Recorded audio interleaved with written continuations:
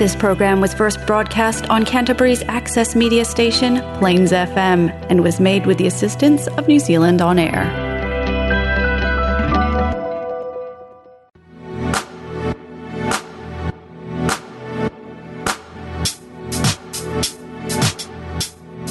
Hello everybody, and welcome to God is Not Absent, a podcast in which we share stories of faith in the lives of young people today. This podcast is hosted by me, Apurva Patelkana, a young woman who has embarked on her own journey with God and is incredibly curious to know if God really is as dead or as absent as many Westerners nowadays seem to think so. So welcome guys, and this week's guest is Josh Francké. Welcome Josh Francké. Hello, thank you. Good to be here. So I know Josh from church. We go to the same Bible study group, and we do discipleship stuff together, which is basically a space where we encourage each other to grow in our faith. So yeah, it's been really cool getting to know Josh. And yeah, Josh, I think you just have a really solid faith, and I'd love to kind of delve into where that comes from. But first of all, would you like to introduce yourself a little bit more to the rest of the people? Yeah. I am Josh. I'm 20. I'm currently studying jazz music at ARA, just right across the road there, hop, skip and a jump from this very studio.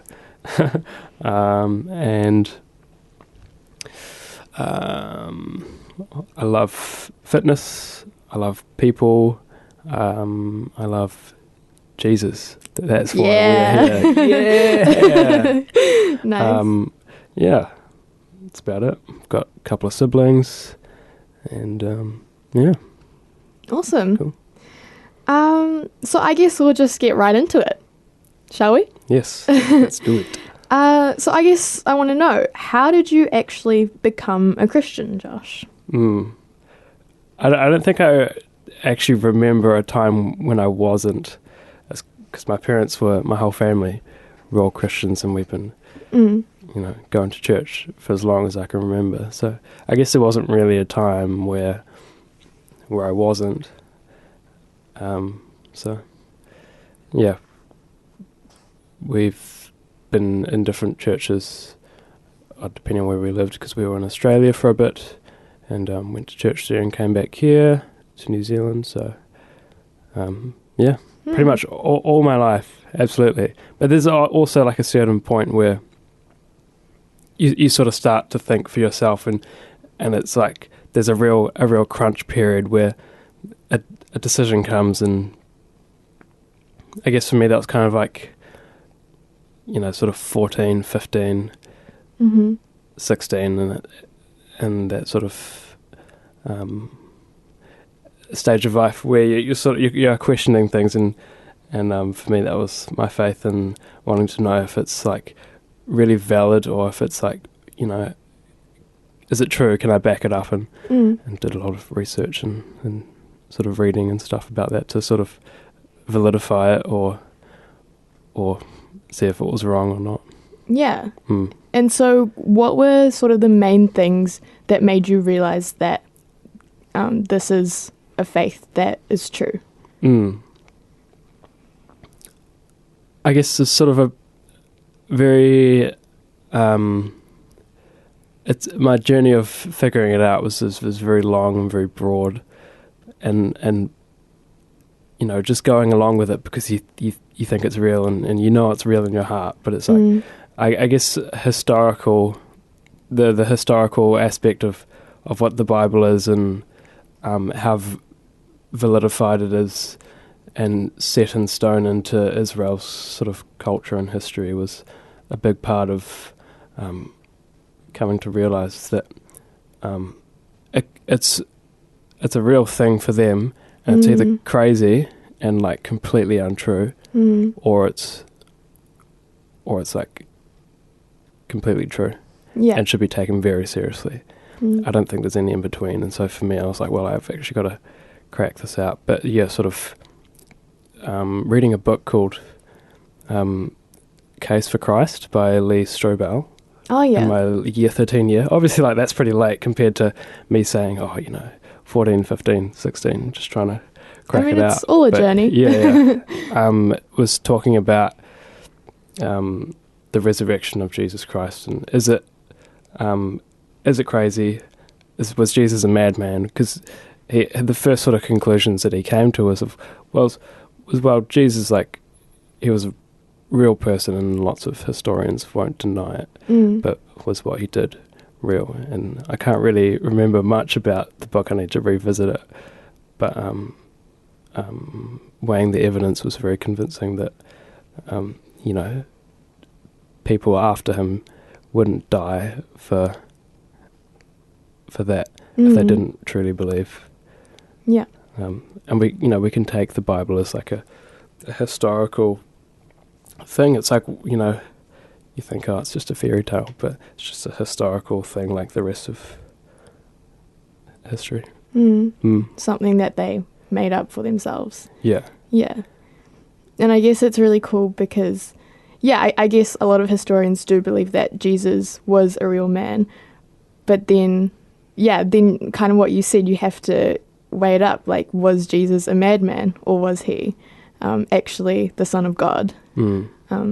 Why was it so important to you to be so, I guess, not lukewarm about it? Because a lot of people do see the Bible, or at least the New Testament, as a set of guidelines, generally a good way to live, and it's really helpful to their lives, and that's kind of all they take away from it, and they take what they want and kind of leave the rest. So why was it so important for you? Yeah, I think it was probably because Jesus made some very, very bold claims and introduced a very bold and self-denying way of living that is very convicting. And it's like, well, and he talked about really serious things like heaven and hell and sin and death, and that he is the only way to live with him and have eternal life with our Creator. I didn't think it was something that I could not take seriously, because those consequences of your actions, whether good or bad, had been ingrained into me, and I took them very seriously. So I thought, well, there's something very serious to be done about it, and he called us as followers to do some very serious things. So it's not like I didn't feel like I could, sort of just like chill out and relax about it. Yeah. It's like, no, yeah, it's pretty cool. Yeah. But I won't do all of it. It's like, well, no, that's not what he calls me to do. So. So then what does it actually mean for you to be a Christian and to know God and Jesus? Big question. Take your time. Yeah. I've been trying to establish that for most of my life so far. Yeah. I've been taking my time. I've been taking 20 years to figure that out. I think for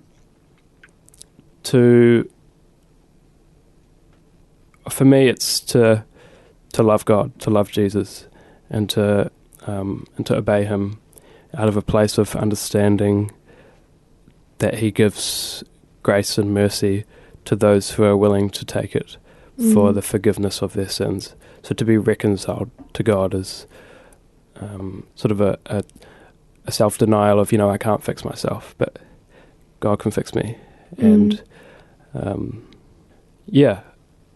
what does that look like in my daily life? Well, obviously, I try to do Bible reading and prayer to draw close to him.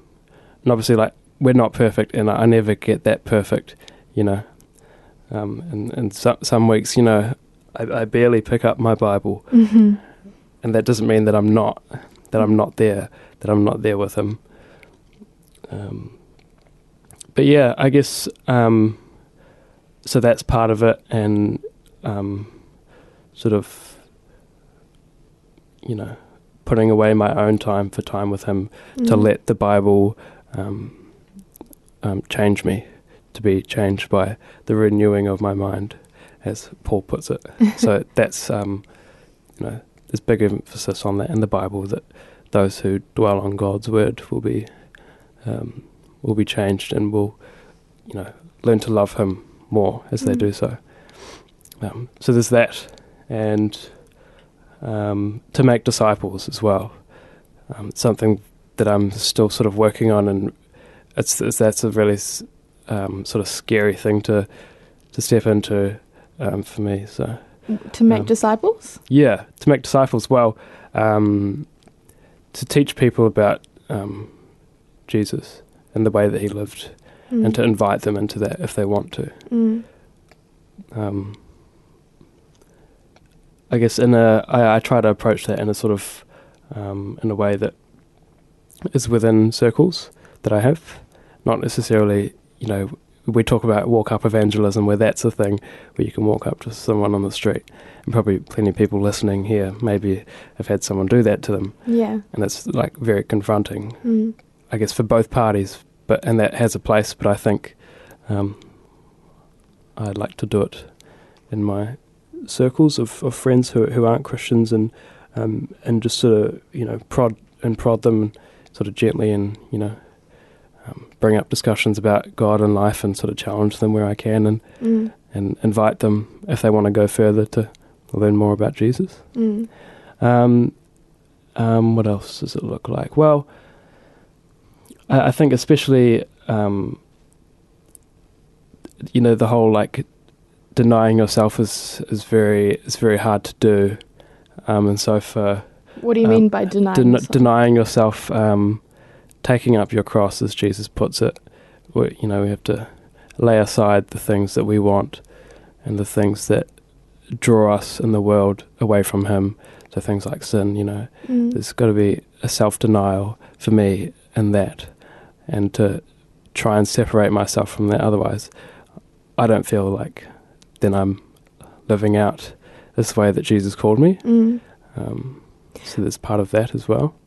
But how does your faith bring you joy if you're constantly denying yourself?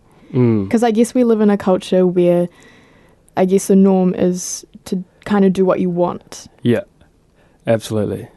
Yeah, I there is no greater satisfaction for me than to deny myself some of the sins that my body wants. And it's like a touchy subject, but especially like as a man, some of the stuff that we have to deal with and have to go through and have to wrestle with is very sort of countercultural, the way that Christian men approach sort of sexual purity, and there's I know a lot of godly men who are just really leading the way, and that's so encouraging to me, and I'm partnering with some other guys as well, that we sort of help each other to overcome some of those things, and to encourage each other, and sort of really establish a relationship of encouragement, like I say. And that's sort of another element of discipleship, sort of within Christian circles, as well as doing discipleship with non-Christians as well. Yeah. So I guess a part of discipleship is stepping out of your comfort zone and denying yourself and doing a lot of things that you might not want to do. And I was just wondering, were you always super trusting of where God wanted to lead you, or has it been a journey of growing in that trust? Right. Yeah. I guess when it comes to figuring out where God wants to lead me, I haven't really been that dogmatic about it, and just been like, I feel like God is leading me this way. There's definitely a lot of people out there that they know that and they feel that, and that's like super cool. And I don't necessarily pray into my direction of life and really question it so much as maybe I should. But I just sort of, I don't know, just live life and make choices. And it's not like, I don't sort of live my life thinking, no, God's got this one plan for me, and that's it. And if I don't align with it, I've screwed it up. Yeah. Oh no. No, yeah. I don't think it's quite like that. But he'll partner with us in sort of the choices that we make, and I suppose there can definitely be some big life choices that he might, call us to, and try and make it really obvious. But yeah. So I guess what you're trying to say is it's not really the choice of what you do that matters, but more the intention behind that? Like, so long as we are sort of going out into the world and making disciples, and a big calling that really is. And I think we struggle with that as a Western church as a whole. There's a lot of awesome things going on in like Iran and Afghanistan, and because they're under lots of pressure, so their discipleship is like just blooming. But we're not under lots of pressure. And I think I'm personally too relaxed. No, I totally get that. I guess we also have this idea that, my faith is my faith. You believe what you want. This is me. If you want to believe, you can, but, this is my thing. Yeah, subjective truth. Yeah. It's interesting. And I guess I want to move into another aspect of your faith. I was wondering if you've talked about how you didn't feel like you ever accomplished anything perfectly, living the Christian life. But did you ever feel like a failure in your faith? Or in life in general? I'm not sure. I don't think so. Okay. Where does that strength comes from then? Because I feel like me personally in my life, there are a lot of things I do imperfectly. I definitely struggle with perfection. I'm not saying that I think I'm perfect, but yeah, no, absolutely not. How do you not get anxiety over that? Right, I don't let it sort of bog me down, if that's what you're saying. Yeah, I don't know.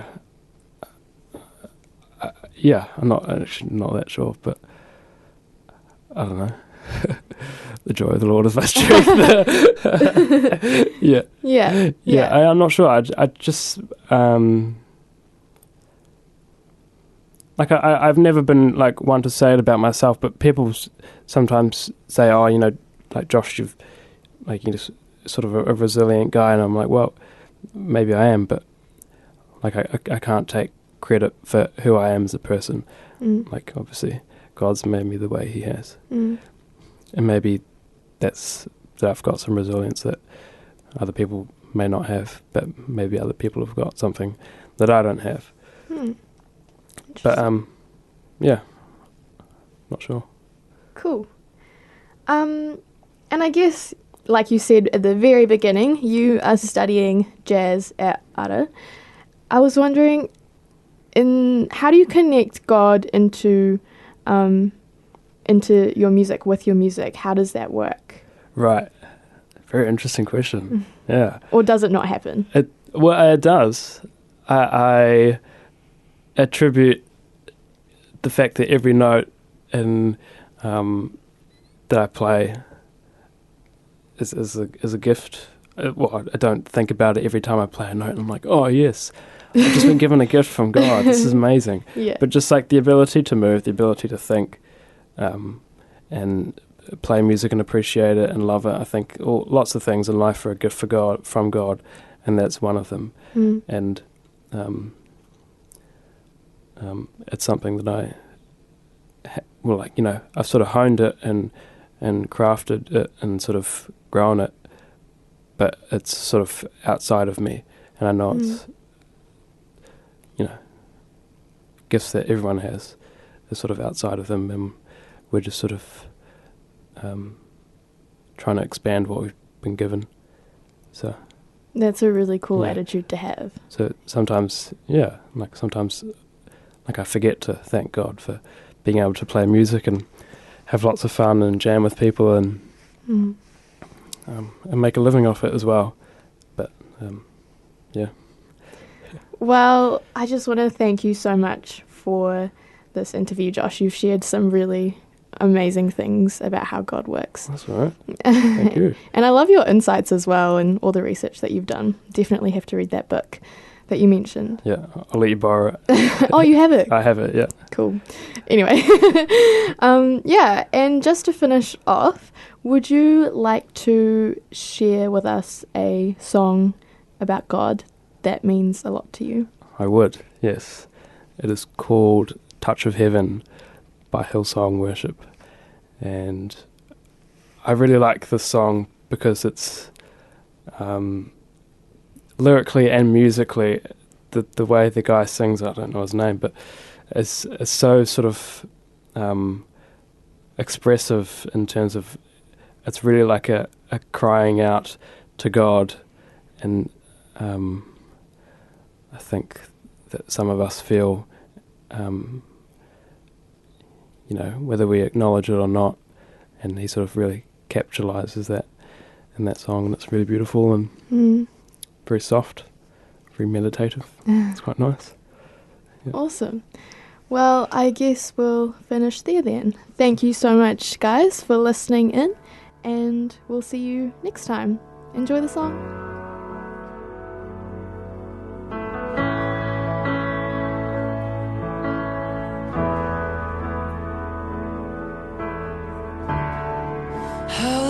For the moments where I'm still in your presence, all the noise dies down. Lord, speak to me now. You have all my attention. I will linger and listen. I can't miss a thing. Lord, I know my heart wants more of you. My heart wants something new, so I surrender all. All I want is to live within your love, be undone by who you are. My desire is to know you deeper. Lord, I will open up again, throw my fears into the wind. I am desperate for a touch of heaven. Whoa, whoa,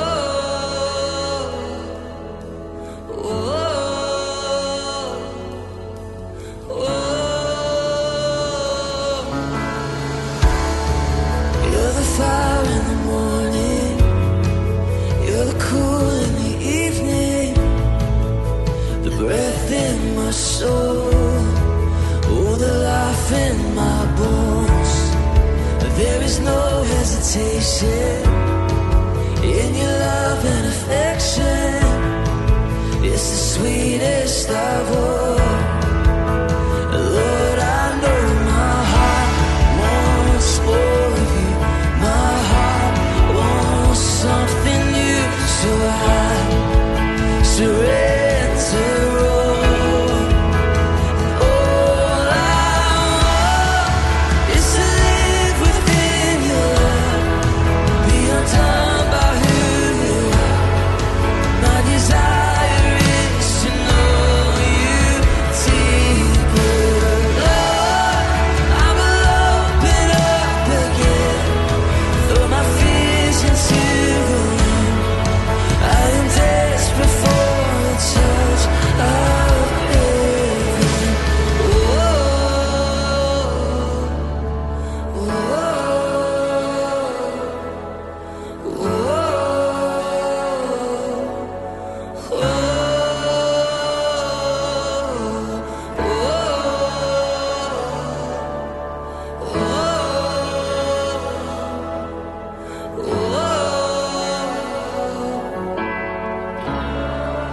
I open up my heart to you.